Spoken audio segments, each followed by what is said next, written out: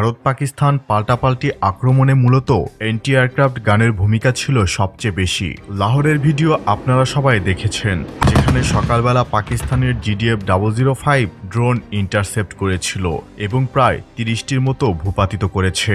এখানে বলে রাখা ভালো, বাংলাদেশ কিন্তু পাকিস্তানের চাইতেও আপগ্রেড GDF 009 এবং চীনের তৈরি CS-AA-3 অ্যান্টি এয়ারক্রাফট গান ব্যবহার করে। বর্তমানে আত্মঘাতী ড্রোন বা লয়টারিং মিউনিশন থেকে সুরক্ষায় এসব অ্যান্টি এয়ারক্রাফট গান গুরুত্বপূর্ণ ভূমিকায় অবতীর্ণ হয়েছে। গণহারে সস্তা ড্রোন নিক্ষেপ করে শত্রু যখন আকাশ প্রতিরক্ষা ব্যবস্থাকে হতবিহ্বল করার চেষ্টা করে, তখন ক্ষয়ক্ষতি কমাতে পয়েন্ট ডিফেন্সের থাকা দায়িত্বে এই রাডার গাইডেড অ্যান্টি এয়ারক্রাফট গান গুরুত্বপূর্ণ ভূমিকা পালন করেছে। ইউক্রেন যুদ্ধ এবং নতুন করে শুরু হওয়া পাক ভারত সংঘর্ষে অ্যান্টি এয়ারক্রাফট গানের ইতিবাচক ভূমিকা আমরা দেখতে পাচ্ছি। ভারত ও পাকিস্তান উভয়ই অ্যান্টি এয়ারক্রাফট গান দ্বারা একে অপরের নিক্ষিপ্ত অধিকাংশ ড্রোন ভূপাতিত করেছে। এই কাজে তুলনামূলক আধুনিক সারফেস টু এয়ার মিসাইল ব্যবহার করা বেশ কিছু কারণে অসুবিধাজনক। প্রথমত, মিসাইলের দাম অনেক বেশি হয় এবং স্টক সীমিত। সস্তা আত্মঘাতী ড্রোন, লয়টারিং মিউনিশন মিসাইল দিয়ে ভূপাতিত করে কুলিয়ে ওঠা সম্ভব নয়। প্রতিপক্ষ একবারে 30 থেকে 40 এমনকি শতাধিক ড্রোন মারতে পারে। সেখানে আপনি কয়টা মিসাইল মারবেন?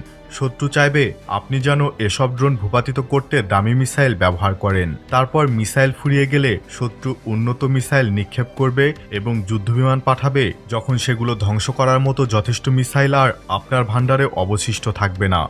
দ্বিতীয়ত, বর্তমানে প্রচলিত দূরপাল্লার সারফেস টু এয়ার মিসাইল সিস্টেমগুলো এ ধরনের ড্রোন মোকাবেলায় সত্যি বলতে পারদর্শী নয়। অত্যন্ত নিচু দিয়ে ওরা এসব ক্ষুদ্রাকার drone surface to air missile defence system দ্বারা এঙ্গেজ করা বেশ ঝামেলার। প্রায় সময় এইসব ড্রোন স্যাম সিস্টেমে উড়ন্ত পাখির ন্যায় র্যাডার নয়েজ হিসাবে ধরা দেয়। চাক্ষুষ নিশ্চয়তা ছাড়া র্যাডারের ওপর নির্ভর করা যায় না সেক্ষেত্রে। তৃতীয়ত, ইচ্ছাকৃতভাবে আত্মঘাতী ড্রোন লেলিয়ে দেওয়া হয় যেন আপনি স্যাম দ্বারা ড্রোনটি ভূপাতিত করতে উদ্যত হন এবং আপনার স্যামের অবস্থান প্রকাশ হয়ে যায়। শত্রু যদি ভালো মানের কাউন্টার ব্যাটারি রাডার AWS-CS থাকে, তাহলে ঠিক কোথা থেকে মিসাইল নিক্ষেপ করে ড্রোন ধ্বংস করেছেন সেটার পুঙ্খানুপুঙ্খ অবস্থান জেনে ফেলে। এরপর আপনার স্যামকে বিশেষভাবে টার্গেট করে হামলা চালিয়ে অকার্যকর করে দিতে পারে। পেশাদারদের ভাষায় যেটি suppression of enemy air defence SEAD অথবা destruction of enemy air defence DEAD কৌশলের অন্তর্ভুক্ত। তো বুঝতেই পারছেন, উত্তরোত্তর বৃদ্ধি পেতে থাকা ড্রোনের হুমকি মোকাবেলায় র্যাডার গাইডেড আধুনিক অ্যান্টি এয়ারক্রাফট গান একটি বুদ্ধিমান সমাধান হতে পারে। বাংলাদেশের সমরাস্ত্র ভাণ্ডারে GDF 009 এবং CS-AA-3 যুক্ত হওয়ার সময় অনেকেই তুচ্ছ-তাচ্ছিল্য করেছিল।